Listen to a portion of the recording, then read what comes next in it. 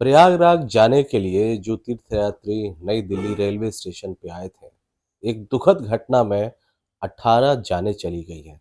कई सवाल उठाए 50,000 नौकरियां दे के थोड़े सामने खड़ा जी। 50,000 नौकरियां हो गई। भगवंत मान जी की जो नई सरकार है ये नई जॉब्स देने में बहुत अव्वल है। ਮੈਨੂੰ ਇਹ ਨੌਕਰੀ ਪੂਰੀ ਮੈਰਿਟ ਦੇ ਆਧਾਰ ਤੇ ਮਿਲੀ ਹੈ, ਕੋਈ ਸਿਫਾਰਿਸ਼ ਨਹੀਂ ਹੋਈ, ਕੰਮ ਪੂਰੇ ਪਾਰਦਰਸ਼ੀ ਢੰਗ ਦੇ ਨਾਲ ਹੋਇਆ। ਪੰਜਾਬ ਸਰਕਾਰ ਦਾ ਬਹੁਤ ਧੰਨਵਾਦ ਕਰਦਾ ਜਿਨ੍ਹਾਂ ਨੇ ਸਾਨੂੰ ਓਪਰਚੁਨਿਟੀ ਲਿਆ ਕੇ ਦਿੱਤੀ। ਮਕੈਨੀਕਲ ਇੰਜੀਨੀਅਰਸ ਨੂੰ ਵੀ ਰਿਕरूट ਕੀਤਾ। अब तक 50,000 से अधिक सरकारी नौकरियां युवाओं को प्रदान की जा चुकी हैं। ये है नया पंजाब, ये है रंगला पंजाब। जा रहे हैं इस घटना के बाद से कि आखिर ये घटना क्यों है, जिम्मेदार कौन है इसका और इसके लिए क्या कार्य किए जा रहे हैं। इस पूरे घटना पर बात करने के लिए हमारे साथ आम आदमी पार्टी के पूर्व विधायक और आम आदमी पार्टी के वरिष्ठ नेता हैं सोमनाथ भारती जी। सर, सबसे पहले जो दुखद घटना हुई है नई दिल्ली रेलवे स्टेशन पर जिसमें 18 जाने गई है, इस पर आपकी प्रतिक्रिया क्या है? जो कुछ भी हुआ बहुत दुखद है। और जितना मैंने अध्ययन किया है, नई दिल्ली स्टेशन, राजधानी में स्टेशन, मुझे लगता है कि अगर सरकारें जगी रहती, जागृत अवस्था में रहती, इस बात पे चिंता करती रहती कि भाई संख्या बढ़ सकती है चूंकि वीकेंड है, सैटरडे संडे है, अगर तैयारियां रखती तो ये जाने बच सकती थी। तो मैं तो कहूंगा कि पूरा फेल्यूर है सिस्टम का। और जब सिस्टम कहें, चूंकि रेलवे डिपार्टमेंट किसके पास? केंद्र सरकार के पास। केंद्र सरकार किसके पास? भाजपा के पास। दिल्ली पुलिस किसके पास? भाजपा के पास। पूरी की पूरी व्यवस्था भाजपा के पास है।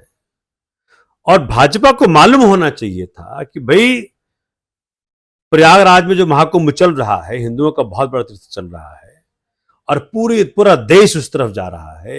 हर स्टेशन पे भीड़ लग रही है, हर स्टेशनों के ऊपर पैर रखने की जगह नहीं है। मतलब इतना क्योस है चारों तरफ, इतना सूचना होने के बावजूद भी इन्होंने कोई तैयारी नहीं की। तो मैं तो कहूंगा 18 जानों के मर्डरर है ये। इनके हाथों में उन गरीब लोगों का खून लिखा है।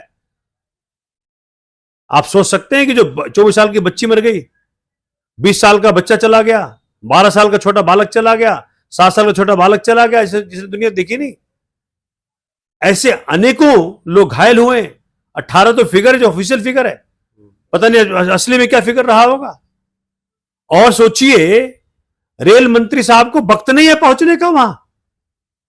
जब घटना घटी है तो कहां थे वो? नई दिल्ली स्टेशन कितना दूर है आपसे? कौन से आपको कहीं उड़ के जाना है, कहीं गांव जाना है? तो मैं तो ये देख पा रहा हूं कि बिल्कुल मिसमैनेजमेंट है।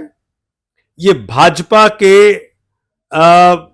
जिस प्रकार से निष्क्रिय रही है पूरे घटनाक्रम पे और इस प्रकार से गैर जिम्मेदाराना हरकत रहा है भाजपा का, तो मैं तो कहूंगा इन सबके मौत का कारण सिर्फ और सिर्फ भाजपा है।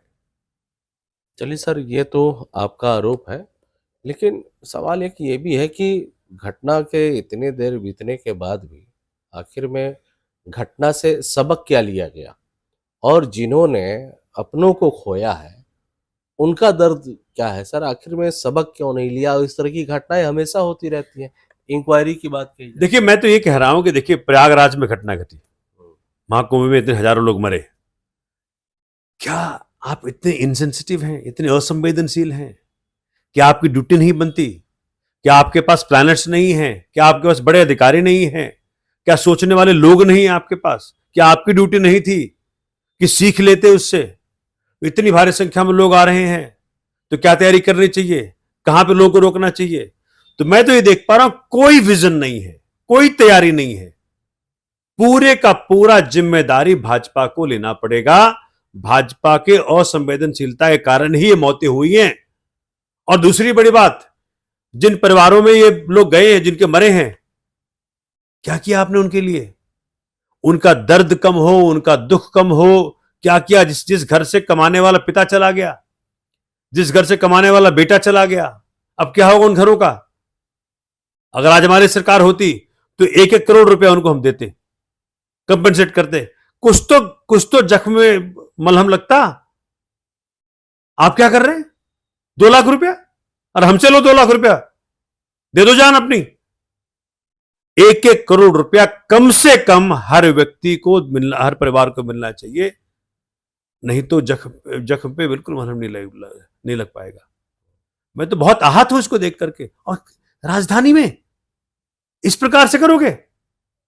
अरे कोई दूर नहीं है, कोई गांव नहीं है, कोई ग्रामीण स्टेशन नहीं है। तो बिल्कुल ही गैर जिम्मेदाराना हरकत किया है, असंवेदनशील है ये लोग।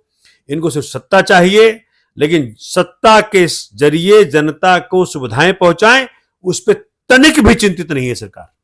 तो अब आप क्या चाहते हैं? जब ये घटना हो गई और आप मान लीजिए कि अभी कम से कम दिल्ली सरकार में अब आप लोग विपक्ष में हैं, तो अब आप लोगों के राय से क्या होना चाहिए इस पूरी घटना के बाद? देखिए, आपको याद होगा लाल बहादुर शास्त्री के समय में हम जानते हैं, उन्होंने बहुत रिमोट में कोई घटना घटी थी, उसके लिए इस्तीफा दे दिया था। क्या इनका हक, इनका दायित्व नहीं बनता? इनको शर्म नहीं आती? इतनी भारी संख्या में लोगों की मौतें हो गई, लोग घायल हो गए, मतलब अफरा तफरी था वहां पे। पता नहीं क्या क्या हुआ होगा, जब पूरी जांच होगी तो मालूम पड़ेगा। अश्विनी वैष्णव साहब को इस्तीफा दे देना चाहिए, और अगर खुद ना दे रहे हो तो माननीय मोदी जी उनको डिसमिस करें तुरंत। अरे मैसेज तो दो जनता को कि आप कितना सीरियस हैं इसके ऊपर। और जितने हमारे साथी जिनकी जाने गई हैं, उनके परिवारों को 1-1 करोड़ रुपया की धनराशि मिलनी चाहिए, जो कि एक थोड़ा सा जख्म पे मलहम लगाएगा। ये जो परिवार पीछे रह गया है, उनका लालन पालन कैसे होगा?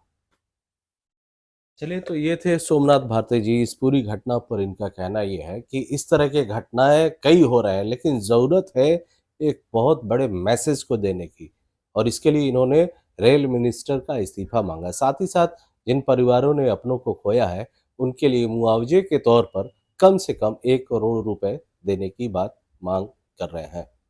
अमरदीप कुमार, दिल्ली तक।